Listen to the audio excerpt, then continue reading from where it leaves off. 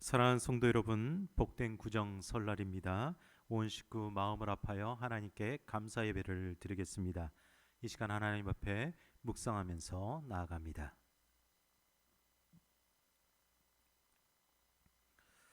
내 하나님 여호와께서 돌보아 주시는 땅이라. 연초부터 연말까지 내 하나님 여호와의 눈이 항상 그 위에 있느니라. 아멘. 사랑하는 하나님, 오늘 우리 가족들이 함께 모여 하나님께 예배를 드립니다. 이 예배 가운데 임재하시고 복된 가정이 되게 하여 주시옵소서. 하나님을 찬양하고 하나님을 높여드리오니 받아 주시옵소서. 예수 그리스도의 이름으로 기원하옵나이다. 아멘. 이 시간 우리의 신앙을 함께 고백하겠습니다. 나는 전능하신 아버지 하나님 천지의 창조주를 믿습니다. 나는 그의 유일하신 아들 우리 주 예수 그리스도를 믿습니다. 그는 성령으로 잉태되어 동정녀 마리에게서 나시고 본디오 빌라도에게 고난을 받아 십자가에 못 박혀 죽으시고 장사된 지 사흘 만에 죽은 자 가운데서 다시 살아나셨으며 하늘에 오르셔 전능하신 아버지 하나님 우편에 앉아 계시다가 거기로부터 살아있는 자와 죽은 자를 심판하러 오십니다.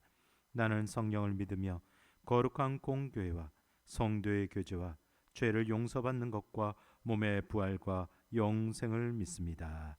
아멘. 다 같이 우리 마음을 모아서 찬송가 28장 함께 찬양하겠습니다. 복의 근원 강림하사 찬송하게 하소서. 한량 없이 자비하심 증량할 길 없도다. 천사들의 찬송가를 내게 가르치소서. 구속하신 그 사랑을 항상 찬송합니다. 주의 크신 도움 받아 이때까지 왔으니 이와 같이 천국에도 이르기를 바라네. 하나님의 품을 떠나 죄에 빠진 우리를 예수 구원하시려고 보혈을 여주셨네. 주의 귀신 도움 받아 이때까지 왔으니 이와 같이 천국에도 이르기를 바라네. 하나님의 품을 떠나 죄에 빠진 우리를 예수 구원하시려고 보혈을 여주셨네. 주의 귀한 은혜 받고 일생 빚진 자 되네.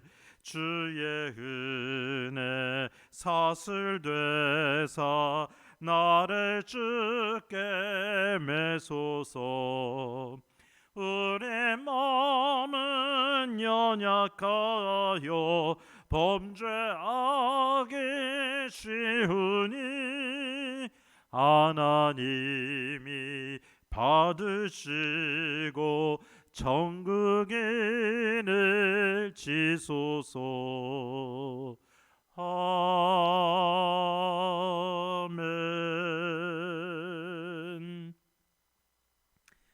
오늘 우리에게 주신 말씀은 시편 25편 12절에서 14절까지 말씀입니다. 오늘 설 가정예배 순서지에 나와 있는 말씀입니다.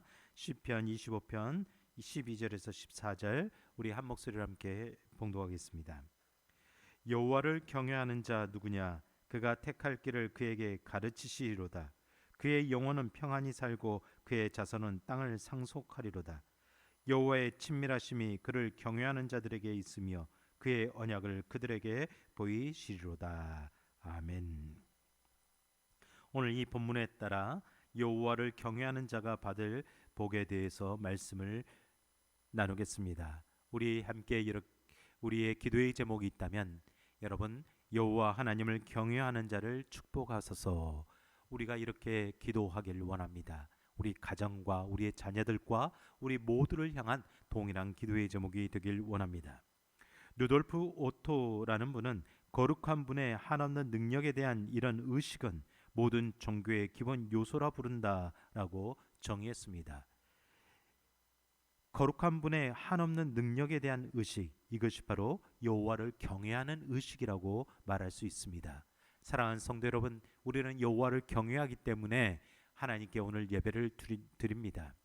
제가 주일에 한번 여호와를 경외하는 자에 대해서 말씀을 나눈 적이 있습니다. 그때 경외라는 단어를 영어로 fear, 두려움이라고 번역을 했습니다. 두려워하는 것, 그냥 세상에서 권력 있는 자, 높은 사람을 두려워하는 그 두려움과는 다릅니다. 존경하며 사랑하며 두려워하는 두려움입니다. 하나님의 자녀들은 하나님을 반드시 두려워하는 마음을 가져야 합니다. 하나님 앞에 서기에 부끄러운 죄인의 모습이기에 두려워합니다. 하나님 앞에 늘 그 사명을 감당치 못하기에 두려워합니다. 그런데 많은 사람들이 두려워하지 않고 살아갑니다. 이것은 무관심과 무감각 속에 있는 겁니다.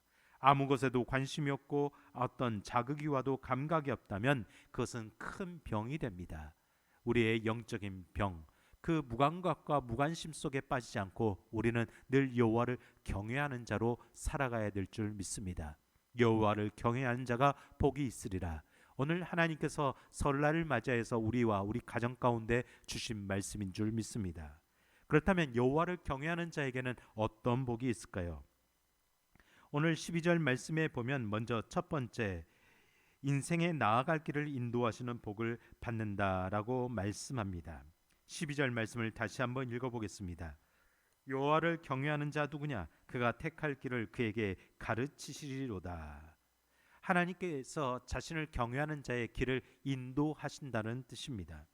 오늘 시편의 주인공인 다윗은 여호와를 경외하는 자였습니다. 그래서 인생의 매 순간마다 하나님께 자신의 길을 인도해 달라고 간구했습니다. 사랑하는 성도 여러분, 우리의 인생길도 마찬가지죠.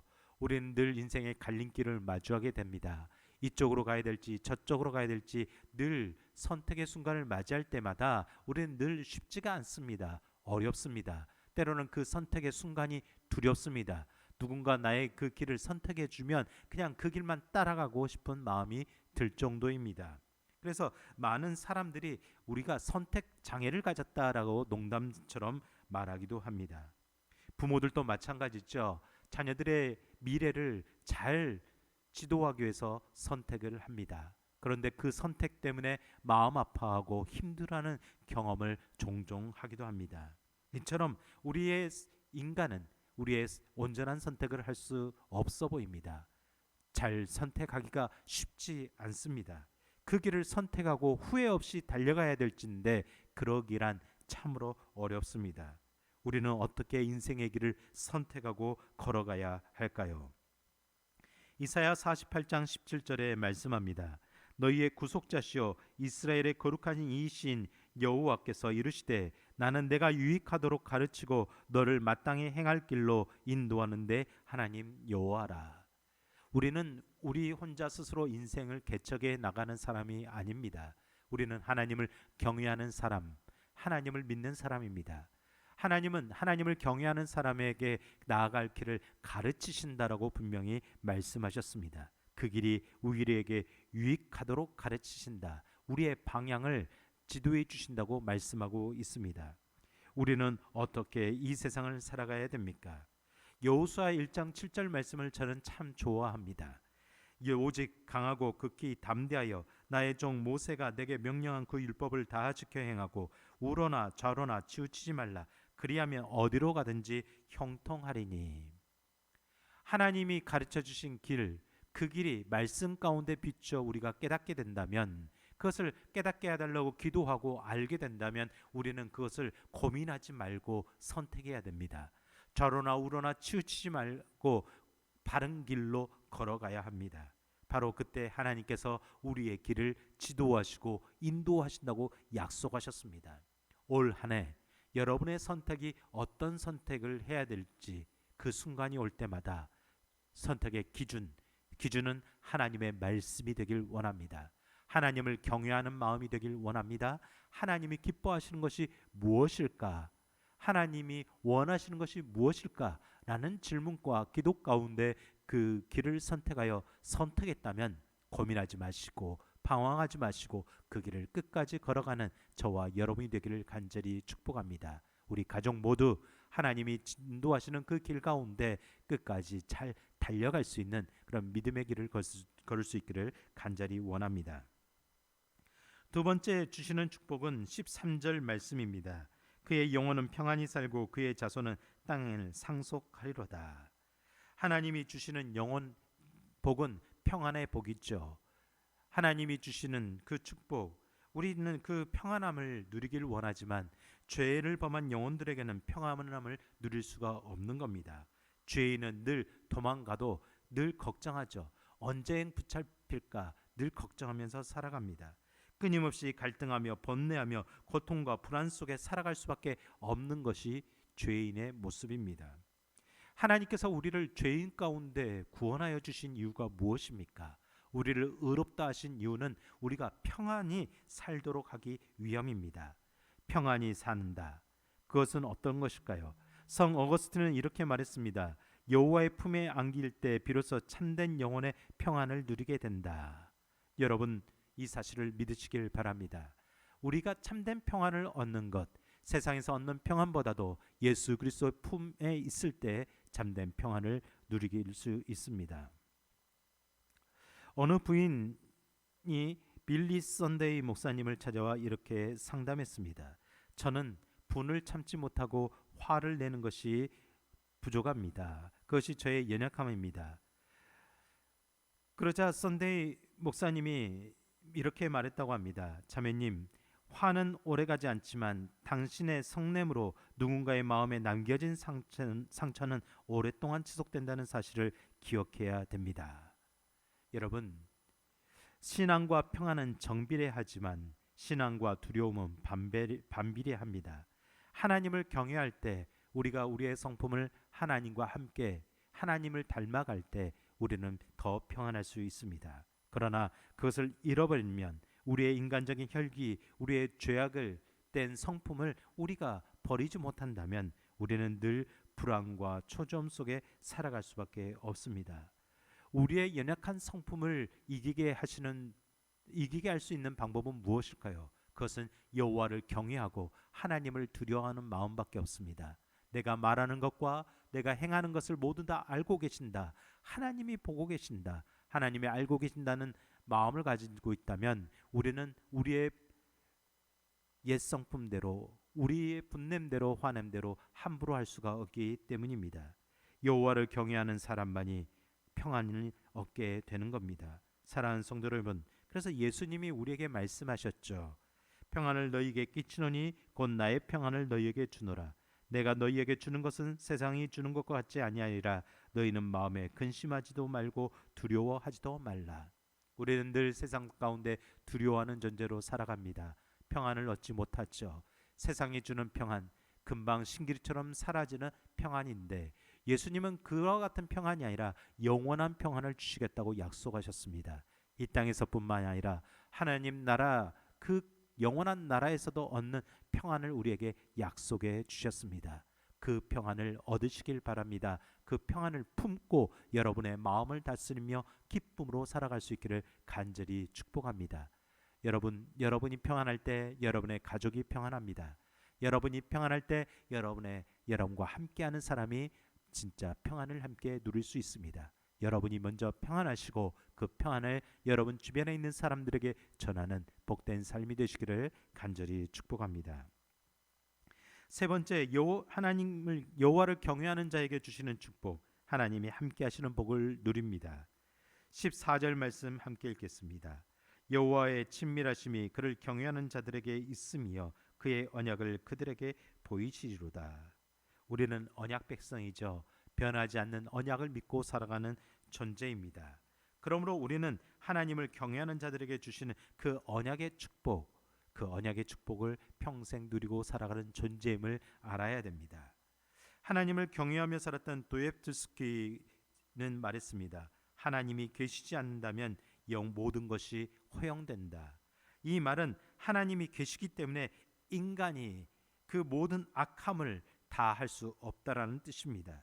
하나님이 계시다는 생각을 하지 않으면 우리의 마음의 욕구대로 부끄러운 욕심에 따라서 마음대로 살아갈 수 있습니다. 그러나 하나님이 계신다는 것을 믿으면 우리는 결코 그렇게 살 수 없다라는 거죠. 그러므로 하나님이 함께 하심이 우리에게는 그 자체가 축복입니다. 우리 인류가 살아가는 축복, 우리 가정이 살아가는 축복, 우리 사회가 살아가는 축복, 그 중에 가장 큰 축복은 하나님이 우리와 함께 하심을 믿는 겁니다. 코로나 바이러스로 힘든 이 세상 가운데서도 우리가 이 두려움을 이길 수 있는 힘은 어디에서 얻을 수 있겠습니까? 하나님이 나와 함께 하신다. 하나님이 우리와 함께 하신다. 이 믿음으로 우리는 이 두려움과 이 어려운 시기를 이겨나가게 될 줄 믿습니다. 사랑하는 성도 여러분, 하나님을 경외하시기를 바랍니다. 하나님을 경외하는 자에게 하나님께서는 하나님이 그 인생의 길을 그 선택의 순간마다 지도하시고 인도하신다고 약속하셨고, 그 선택의 과정과 그 선택을 지켜나가는 일 중에 힘을 주신다고 약속하셨습니다. 더불어 그 약속을 지키며 살아가는 자에게 하나님은 영원한 평안을 누리게 하도록 약속하셨습니다. 또한 하나님은 그 자손들에게 하나님이 영원히 떠나지 아니하고 함께 하시며 성령 안에서 지키신다고 약속하셨습니다. 그 약속의 말씀을 믿고 오늘도 살아가시고 내일도 살아가시며 올 한 해를 살아가는 귀중한 믿음이 되기를 원합니다. 다윗은 이 마음을 가지고 힘들수록 더욱 하나님을 경외했습니다. 역대상 17장 8절 말씀입니다. 내가 어디로 가든지 내가 너와 함께 있어 내 모든 대적을 내 앞에서 멸하였은즉 세상에서 존귀한 자들의 이름같이 이름을 내게 만들어 주리라. 하나님이 함께 하시면 우리가 우리 자녀의 이름을 높이려고 하지 않아도 그 자녀의 이름을, 우리의 이름을 세상에 높은 사람들처럼 높여준다고 약속하셨습니다. 하나님이 높여 주셔야 합니다. 우리 스스로 높아지려는 자들은 결국 그 이름은 땅에 떨어질 수밖에 없는 것이 세상의 이치입니다. 여러분, 너무 높아지려고 애쓰지 마십시오. 하나님께 높임을 받으려고 애쓰시기를 바랍니다. 하나님을 경외하는 자, 하나님께서 높여주시는 그 높임을 얻게 될 줄 믿습니다. 오늘 우리 가정 가운데 여호와를 경외하는 자로서 이런 시편의 말씀에 다윗이 말한 이 축복이 저와 여러분들 가정 가운데, 삶 가운데 함께 하시기를 간절히 기원합니다. 우리 함께 기도하겠습니다. 거룩하신 하나님, 오늘 하나님 여호와를 경외하는 자에게 주시는 축복이라는 말씀을 나눴습니다. 하나님을 두려워하고 경외하는 그 거룩한 마음을 가진 자, 그 인생의 모든 발걸음을 인도하신다고 약속하신 줄 믿습니다. 저희의 길을 인도하옵소서. 저희의 자녀들의 길을 인도하여 주시옵소서. 저는 저희 자녀들의 길들을 하나도 책임질 수 없습니다. 하나님이 지도하시고 인도해 주셔야 됩니다.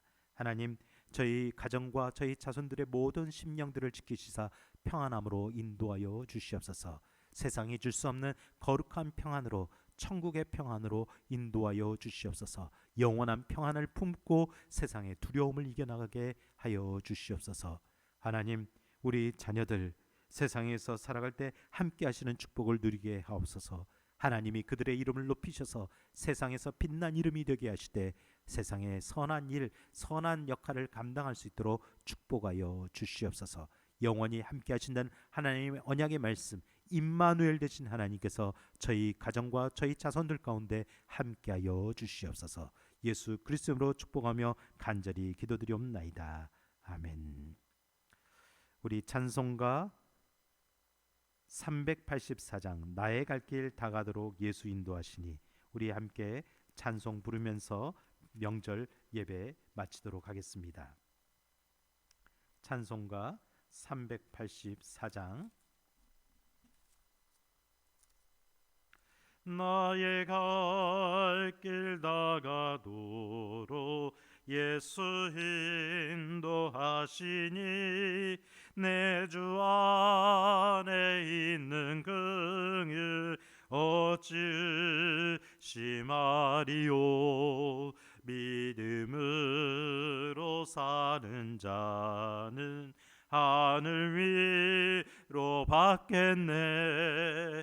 무슨 일을 만나든지 만사형통하리라. 무슨 일을 만나든지 만사형통하리라.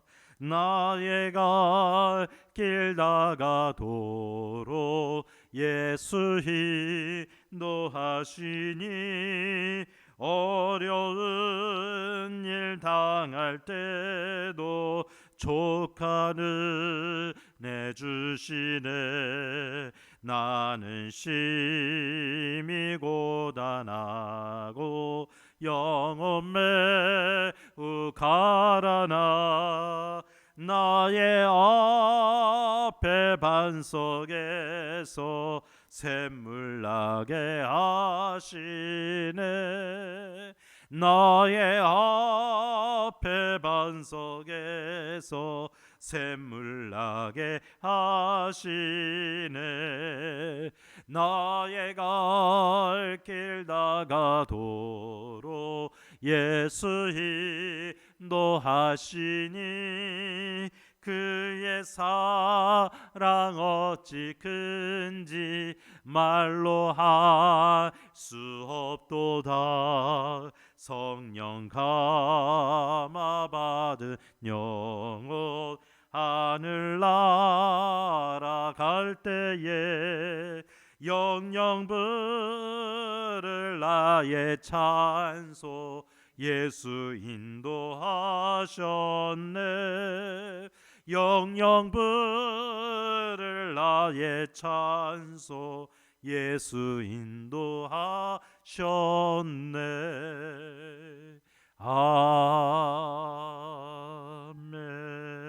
아멘. 이 시간 주님께서 가르치신 기도로 우리 구정 명절 예배 마치도록 하겠습니다. 하늘에 계신 우리 아버지, 아버지의 이름을 거룩하게 하시며 아버지의 나라가 오게 하시며 아버지의 뜻이 하늘에서와 같이 땅에서도 이루어지게 하소서. 오늘 우리에게 일용할 양식을 주시고 우리가 우리에게 잘못한 사람을 용서하여 준 것 같이 우리 죄를 용서하여 주시고 우리를 시험에 빠지지 않게 하시고 악에서 구하소서. 나라와 권능과 영광이 영원히 아버지의 것입니다. 아멘. 새해 복 많이 받으세요. 감사합니다.